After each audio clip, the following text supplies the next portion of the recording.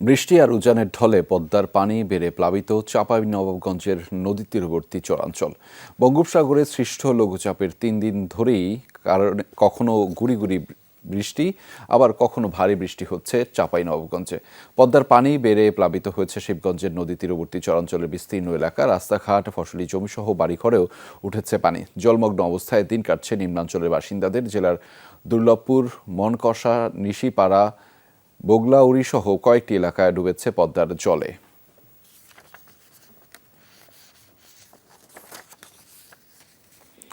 দর্শক, এ বিষয়ে বিস্তারিত আপনাদেরকে জানাতে চাই। সেটি জানাতেই চাঁপাইনবাবগঞ্জ থেকে আমাদের সাথে যুক্ত রয়েছেন সহকর্মী মনোয়ার হোসেন জুয়েল। তার মাধ্যমে জানাবো সেই খবরের বিস্তারিত। জুয়েল, একটু জানাবেন নতুন করে কোন কোন এলাকা প্লাবিত হয়েছে এবং পানিবন্দী এলাকায় যারা রয়েছেন তাদের অবস্থা আপনি কেমন দেখছেন? এলো ভিশন মুশকিল আসান অফার। যে কোনো ব্র্যান্ডের পুরনো ফ্রিজ নিয়ে চলে আসুন ভিশন শোরুমে আর নিয়ে যান নতুন ভিশন ফ্রিজ 20% পর্যন্ত ছাড়। রেজা, নতুন করে এখন পর্যন্ত তেমন ভাবে কোনো এলাকা এখন আর নিমজ্জিত হয়নি বা প্লাবিত হয়নি, সবকিছুই ঠিক আছে।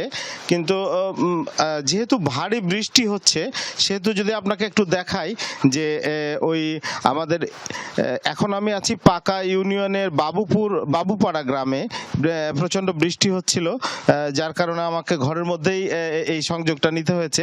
এই এলাকার চারিদিকেই কিন্তু পানি এবং এই পানির কারণে কিন্তু এলাকাবাসী বিগত কয়েকদিন ধরেই নিমজ্জিত আছে। এলাকাবাসী যে কথাটি বলছিলেন, তাদের সুপেয় পানির কিন্তু সংকট দেখা দিয়েছে।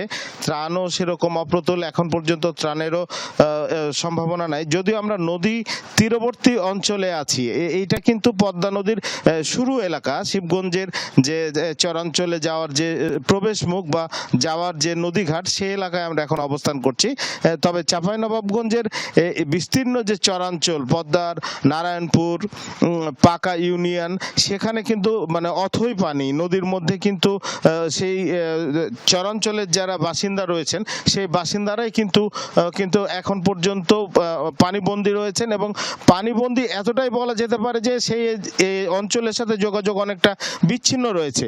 তবে সবচাইতে আশার বাণী সেটি হচ্ছে যে গত 2 দিন অর্থাৎ গতকালকে থেকে কিন্তু পানি বৃদ্ধি কমা শুরু করেছে। গত 2 দিনে এখন পর্যন্ত প্রায় 10 থেকে 12 সেন্টিমিটার পানি কিন্তু কমেছে।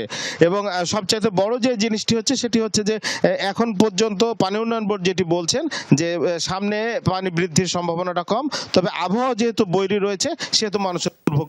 রেজা, সেই দুর্ভোগের কথাই আপনার মাধ্যমে জানছিলাম। ধন্যবাদ মনোয়ার হোসেন জুয়েল আমাদের সাথে যুক্ত হওয়ার জন্য।